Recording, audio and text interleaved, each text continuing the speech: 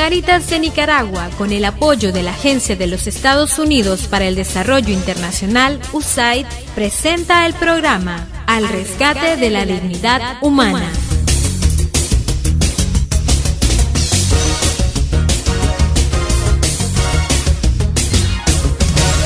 Buenos días, gracias a nuestros amigos oyentes de Radio Católica por estar en sintonía de su programa Al Rescate de la Dignidad Humana. El día de hoy vamos a estar conversando con don Marcos Cáceres, quien es referente de Derechos Humanos de Cáritas de Nicaragua, sobre los últimos 8 temas que se han abordado en nuestro programa. Muy buenos días, don Marcos.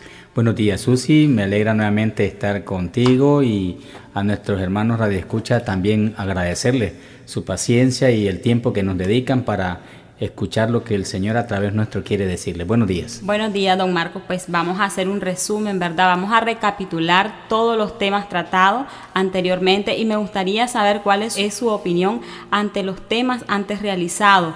¿Cuál es su percepción actualmente? ¿Cuáles son los últimos hechos que hemos registrado dentro de nuestro programa? Bien, Susi, fíjate que yo escuchando los programas, porque también los escucho y hago mi meditación, y algunas personas con las que he conversado me han planteado la importancia del mismo, porque nos van dando información importante que les permite a ellos conocer, y después de conocer les permite poder integrarse con más conciencia a la realidad que estamos viviendo en este país.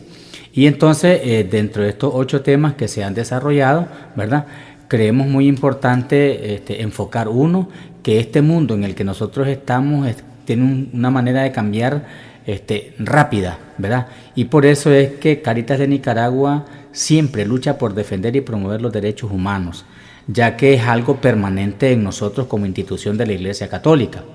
Y este plan de divulgación de medios realizado, pues ha tenido y tiene la finalidad de informar, formar y educar a la población nicaragüense sobre sus derechos y deberes como ciudadanos, y mostrarnos una posición firme, positiva y real a nuestros hermanos que están dispersos por toda la geografía y el territorio nacional. Y también hemos visto que estos programas han tenido un punto de referencia en sus conversaciones, y ha sido la Declaración Universal de los Derechos Humanos, sin importar sexo, religión, posición económica, social y cultural. Entonces, ¿qué quiere decir esto? Que los derechos humanos ha sido tomado y lo hemos venido impulsando como un eje transversal, ¿verdad?, en la historia de este país, en cada uno de los enfoques que se dieron en estos programas. El lema que tiene este programa me parece muy interesante, porque dice que todos tenemos derechos que deben ser reconocidos y respetados. No solo basta que sean reconocidos, lo importante además es que sean respetados. Entonces, yo me fijo también que dentro de los objetivos propuestos, ¿verdad?, en este programa ha sido generar opinión con respecto a los desafíos de los derechos humanos en la sociedad actual de Nicaragua, y creo que se ha alcanzado porque ha habido opinión. También otro objetivo era brindar información clara sobre la importancia de conocer y defender los derechos humanos de los nicaragüenses, para que hagan uso de ellos en la forma de tomar decisiones y en las actividades de sus comunidades. Y sí ha habido, pues, porque incluso algunos de los temas específicos hablaba de la participación ciudadana. Entonces ha habido. Entonces este objetivo también podemos decir que se ha logrado alcanzar y que está en marcha. Otro objetivo era continuar fortaleciendo nuestra línea de trabajo, justicia y paz en Cáritas de Nicaragua. Entonces, por eso es que yo creo que cuando hablamos de fortalecer nuestra línea de justicia y paz, estamos hablando de lo que corresponde en derecho a la gente. Entonces, yo creo que hay una serie de lecciones aprendidas. En estos 8 temas me atrevo a pensar que pueden haber alrededor de 40 y pico de lecciones aprendidas. Por decirte una de las tales, por ejemplo, el primer tema, que fue muy interesante porque hablaba de la justicia, principal garante de los derechos humanos. Entonces, ¿qué podemos sacar como una lección aprendida? Es que existen organismos que observan cómo se cumplen los derechos humanos, y particularmente los que tienen expresión política, económica, social y cultural. ¿Por qué? Porque este es el diario vivir de los nicaragüenses. Otra lección que aprendimos, y por eso es que se ve tanta injusticia, es la retardación de la justicia, porque no hay respuesta pronta. porque se reprograman audiencias, porque hay reprogramación de juicio, hay dificultades para los que los ciudadanos puedan alcanzarla. Entonces esto es otra lección aprendida y creo que el ciudadano desde este punto de vista debe darse cuenta de que debe de conocer estos elementos para hacer un reclamo ordenado y justo. Otra lección aprendida que estábamos viendo es que es cierto que se propone la incrementación de jueces, fiscales y defensores públicos, pero nosotros vemos que dentro de los procesos judiciales el tiempo que se dilatan es de 1 a 2 años y a veces nuestra población o nosotros mismos también a veces caemos nos defraudamos, pues sentimos mucho tiempo que ocupa, la inversión que se da para eso, entonces eso viene a provocar un poquito que la gente se sienta desanimada. Y por lo tanto creo que es importante que la gente se dé cuenta que los procesos tienen etapas, como cuáles, por ejemplo, se presenta la demanda, se contesta la demanda, se abre a prueba y hay una serie de cosas. Entonces la gente lo que debe tener que aprender es a cultivar la paciencia y estar constantes en este caminar. Y otra lección aprendida de este tema fue que la justicia realmente se ha visto afectada por la polarización política y los pactos. Y esa es una realidad que la vivimos en este país constantemente. Hay una cosa, de repente sale un pacto, hay otra cosa, se politiza. Entonces, estos elementos vienen a afectar pues el desarrollo de nuestro país. ¿Qué nos podría comentar usted sobre el siguiente tema, que sería la educación como derecho social? Es un derecho, ¿verdad?, que por general nos compete a todos los nicaragüenses. ¿Qué comentarios nos da o nos genera usted a nuestros amigos oyentes de Radio Católica? Fíjate, eso sí, que uno de los objetivos era generar opiniones con respecto a estos temas. Y realmente, por ejemplo, cuando se estaba planteando este tema, porque lo conversé con alguna gente, hombre, de repente uno dice, ha mejorado la educación, pero con respecto a, estás hablando de 30 años atrás, como se nos decía en información. Entonces, lógicamente, se puede ver una diferencia. Pero una lección aprendida de esto es que persisten los problemas. ¿Cuáles son los problemas que persisten? La retención de los alumnos, el abandono del centro. Pocos alumnos concluyen el año. Entonces, relativamente ha mejorado, podría ser eso un término relativo. Y otra cosa es que, fíjate que dentro de las causas que se apuntaban, porque se apuntaron algunas causas, hablaban del trabajo infantil, la ausencia del profesor, la presencia del profesor cuando llega tarde, por ejemplo, el que va al área rural o en algunos lugares llega tarde los lunes y se va temprano el viernes, porque él piensa en su transporte, piensa en su regreso a su casa. Entonces el chavalo también se desanima, porque el chavalo se levanta temprano, va a clase y se tiene que ver expuesto a no estar haciendo nada porque no llega el profesor. La falta de material didáctico, los niños se salen temprano. Entonces, y otra lección aprendida dentro de esto que se planteó, se hablaba de que muchos niños tienen bajo rendimiento en matemáticas y lectura inicial. Estamos hablando de la educación primaria, que yo diría, y como se ha visto, es la educación básica. ¿Por qué? Porque esto te permite saltar con buenas condiciones a la secundaria, después la universidad y carrera profesional. Y otra cosa, dentro de las lecciones aprendidas, es que ha habido falta de interés porque la enseñanza no es de calidad.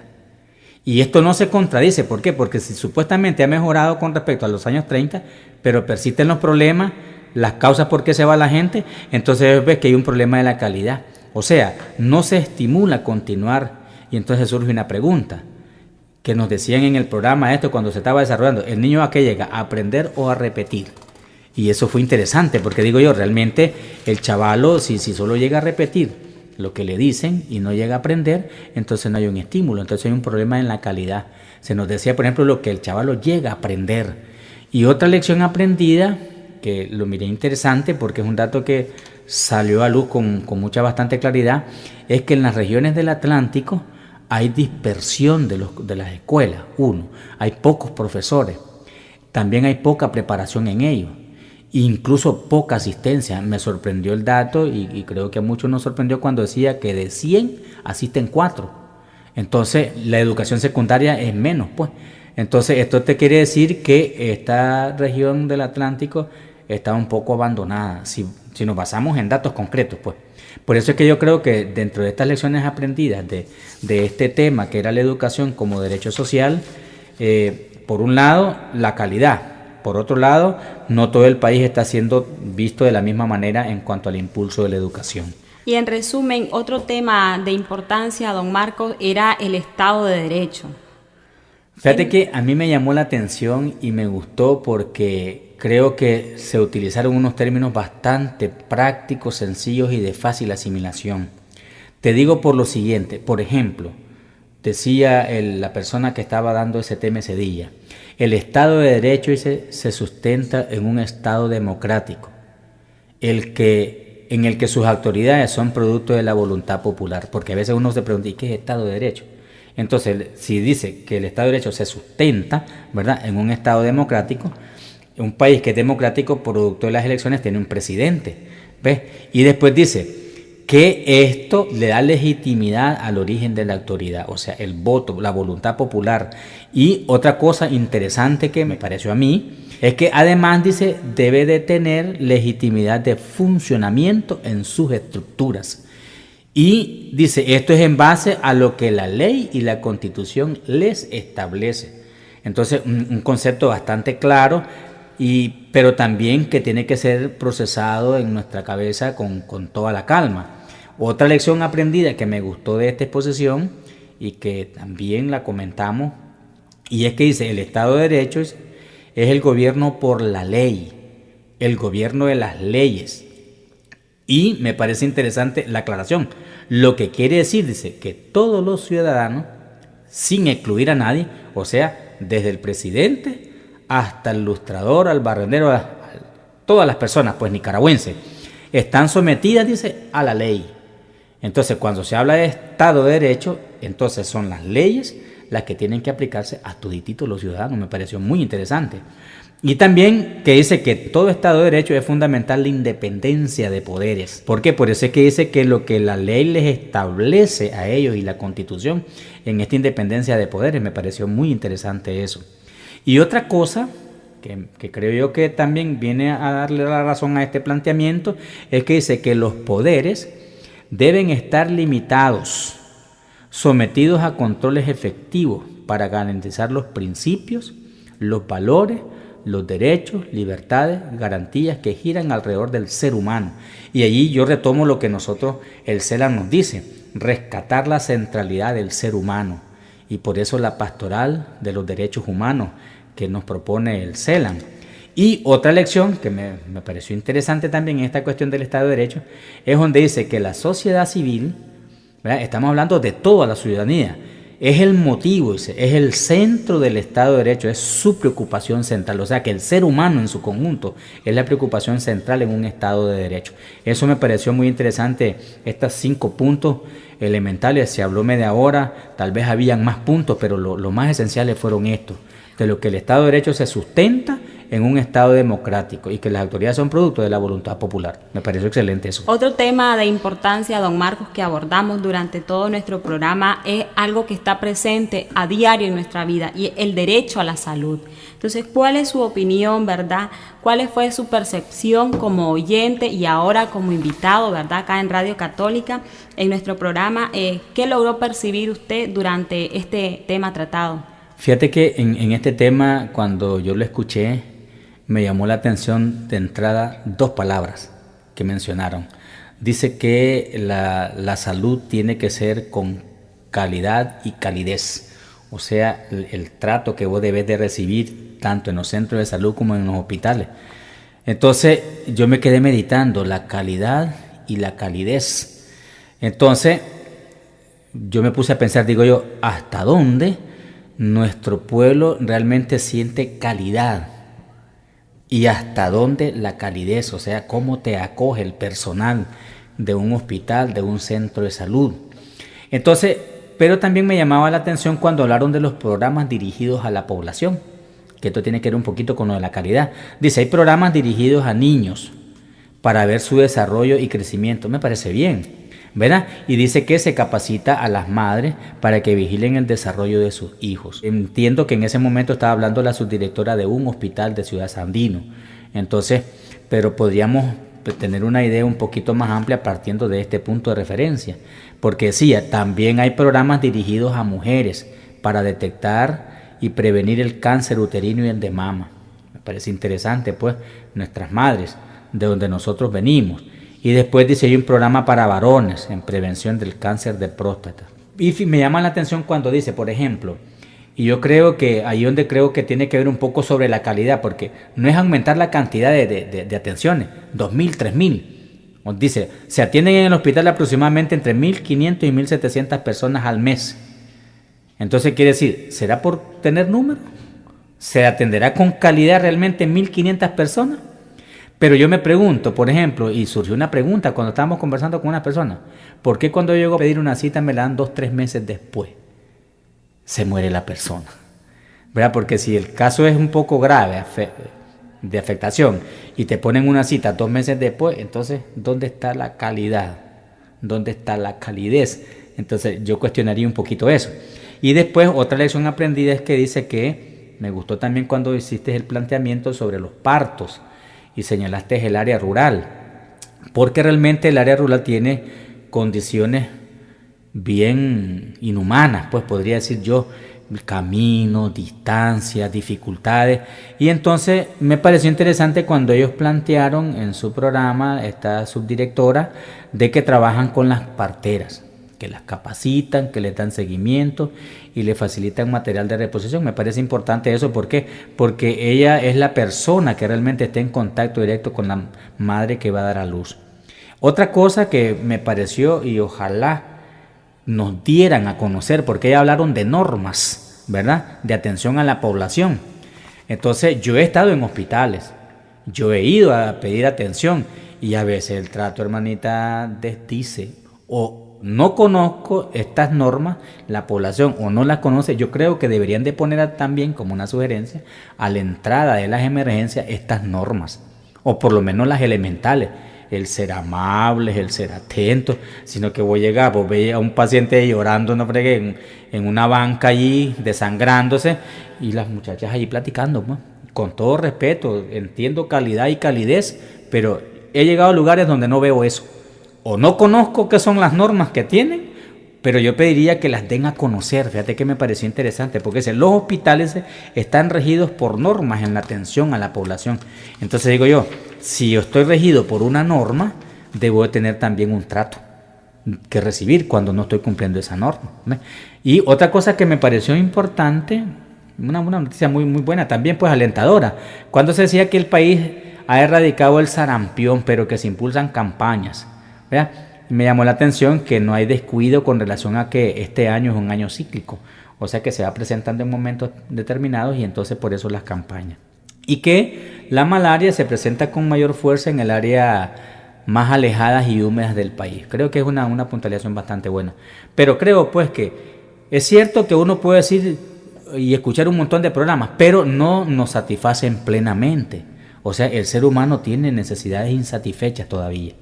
Esto con relación al asunto de la salud, pues, que es algo que cualquiera podría decir, sí, ¿cómo no? Que la medicina es gratis, todo lo que querrás. Pero hay elementos que todavía opacan ese logro, si es que está ahí latente y real. ¿Cuál fue su percepción, don Marcos, ante los derechos económicos y sociales que tenemos nosotros los nicaragüenses? Fíjate que cuando estaba hablando la persona sobre este tema, me llamó la atención, y yo creo que nosotros los nicaragüenses debemos estar claros que todos tenemos derechos, y cuando se habla de derechos, y se puntualizó, que eso es lo que me gustó, que yo creo que uno debe estar claro de eso. ¿Cuáles son mis derechos económicos y sociales? Entonces, por ejemplo, el empleo. Si nosotros revisamos, lo que hay en este país es subempleo. Empleo real, si nos atrevemos a revisar y lo comparamos con tal subempleo, cuidado que predomine el subempleo o el empleo informal también, ¿ves? Por ejemplo, otro derecho a la salud, a la educación, alimentación, entre otros. Por eso es que digo yo que uno debe de darse cuenta, ok, tengo ese derecho económico social, entonces ¿cómo estoy con relación al empleo? ¿Cómo estoy con relación a la vivienda, a la salud? Es cierto, se impulsan los planes que el gobierno está impulsando, pero nosotros tenemos que puntualizar un tanto más estas necesidades que la población todavía las percibe, las siente, las vive. Otra cosa que me llamó la atención y que creo que es importante, y en eso hay que puntualizar nosotros como ciudadanos, es que nos decía la expositora que es responsabilidad de todo gobierno, no solo de de cualquiera, el que llega de turno, garantizar, dice, las respuestas que todavía nos han dado son insuficientes. O sea, ningún gobierno nos va a dejar satisfecho plenamente, pero debemos de exigir la garantía de los mismos, ¿verdad? De estos derechos económicos y sociales. Y me gustó cuando se enfocó de que cuando se habla del empleo, era muy importante que se debe tomar en cuenta salarios, porque hay gente que te dice, y va a un empleo, vamos a suponer una doméstica, y no gana ni lo básico para poder comprar su canasta. Entonces hay gente que a veces opta por quedarse en la casa o ir a vender agua helada a la calle o cualquier cosa, porque a veces puede percibir un poquito más o la misma caridad de la gente. Entonces me gustó cuando se señala de que debe ponerse y tomar en cuenta salarios, sus prestaciones y beneficios, porque si vos te fijas, cuando hablamos de los empleos menores, por decirlo de una manera, casi no están asegurados cuáles son sus beneficios sociales, y entonces me pareció mucho, pues, y creo que se puntualizó bien al señalar de que había mucho subempleo. Entonces creo que con relación a este quinto tema que se dio, derechos económicos y sociales, creo que debemos de aprender los nicaragüenses de que todos tenemos esos derechos, a tener un empleo, una vivienda, salud, educación, alimentación, etcétera, pues dentro de los derechos que tenemos nosotros. Últimamente, don Marco, nos enfrentamos nosotros a temas diversos, ¿verdad?, de la sociedad, pero sobre todo hay un tema que está presente en nuestra vida diaria, que es los derechos de los trabajadores migrantes y su familia, cuando estos dejan su patria o cuando estos dejan su lugar natal y empiezan a migrar a otras ciudades. Entonces, ¿cuál fue su percepción ante este tema? Fíjate que cuando el sacerdote jesuita que estaba exponiendo eso, me llamó la atención una cosa que dijo, y que creo que muchas personas que a veces migramos, porque uno migra. Por ejemplo, yo vengo de mi lugar a Managua, migro de Managua hacia la diócesis de Matagalpa, Jinotega, Huigalpa. Entonces, él mencionó una cosa muy importante, que yo creo que hermanos nicaragüenses que nos escuchan no debemos de descuidar, que es la documentación en regla. Por ejemplo, mi documentación en regla, si vengo de Chinandega para Managua, mi cédula y mis documentos, para que yo pueda presentarme como ciudadano que soy. Y si la persona que migra, que va de este país a otro país, entonces debe llevar su cédula, su pasaporte, qué sé yo, pues el documento que le permita a él ir como una persona legal, no ilegal. Y otra cosa que me llamó la atención, que nos decía el sacerdote, es el encarecimiento de los trámites. O sea, el país donde la persona se dirige ha encarecido esto, el pasaporte, todo lo que se paga, pues. Y yo creo que es una realidad. Este encarecimiento provoca la ilegalidad. Entonces la gente dice, no, yo no tengo, entonces yo me voy mojado, o me voy por veredas, pues, por punto ciego, me voy con coyote, cualquier cosa se expone, pues. Y entonces yo creo que fueron dos cosas como muy importantes que hablaba él, de que uno, el encarecimiento de los trámites, y dos, que el migrante debe aprender a llevar su documentación, ¿verdad?, que le permita poder avanzar, pues. En ese tema me llamó la atención esos dos puntitos muy puntuales en eso. Otro tema fue la participación ciudadana, don Marco. Normalmente nosotros, ¿verdad?, venimos a elegir autoridades municipales y nacionales. ¿Cómo fue su percepción ante este tema de participación ciudadana nicaragüense?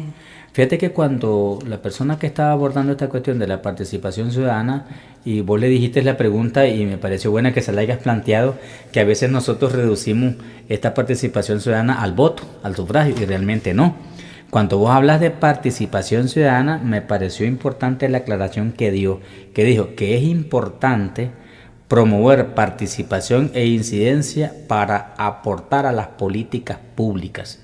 O sea que tiene que ver con la salud, con educación, con la vivienda, con el trabajo, con el alimento. Entonces, creo que fue muy importante esa aclaración. Segundo, puntualizó en un elemento que tiene que ver con el desarrollo y habló sobre la participación en la educación. Y me gustó eso, conocerlo y que la gente lo conozca, porque lo remarco, y es que hay organismos que promueven la educación de calidad. O sea, lo que el estudiante va a recibir, me pareció interesante eso. Y otra cosa es que estos organismos promueven foros, debates, diálogos, a fin de despertar interés en el tema de la educación. Y señaló, fíjate que elementos principales, el preescolar, primaria, técnica, secundaria y superior. O sea que en esas escalas, en la medida en que nosotros tenemos incidencia, la educación es fundamental para el desarrollo de un país. Y me llamó la atención cuando se dijo que se invierte el 3.7% del Producto Interno Bruto del país, y planteó también como la meta ideal de que sería invertir, hablaba del 7%, pero hizo una aclaración que me pareció bien también, es que nuestro país apenas crece en un 4%, entonces digo desde 3.7, entonces como que habría que revisar un poquito el asunto, pero creo que fue muy importante este elemento cuando se planteó sobre lo que es la participación ciudadana. Y además que cuando habló de la participación enfocó un poco también el empleo, la vivienda, la salud. Por eso es que la participación ciudadana no se debe reducir solamente al voto. Eso creo que fueron elementos muy importantes de la participación ciudadana. Gracias a nuestros amigos oyentes por haber sintonizado nuestro programa Al Rescate de la Dignidad Humana. Hoy estuvimos haciendo una recapitulación de todos los temas que antes tratamos. Los contenidos de este programa son responsabilidad exclusiva de sus autores y no reflejan necesariamente las opiniones de USAID. Cáritas de Nicaragua, con el apoyo de la Agencia de los Estados Unidos para el Desarrollo Internacional, USAID, presentó el programa Al Rescate de la Dignidad Humana.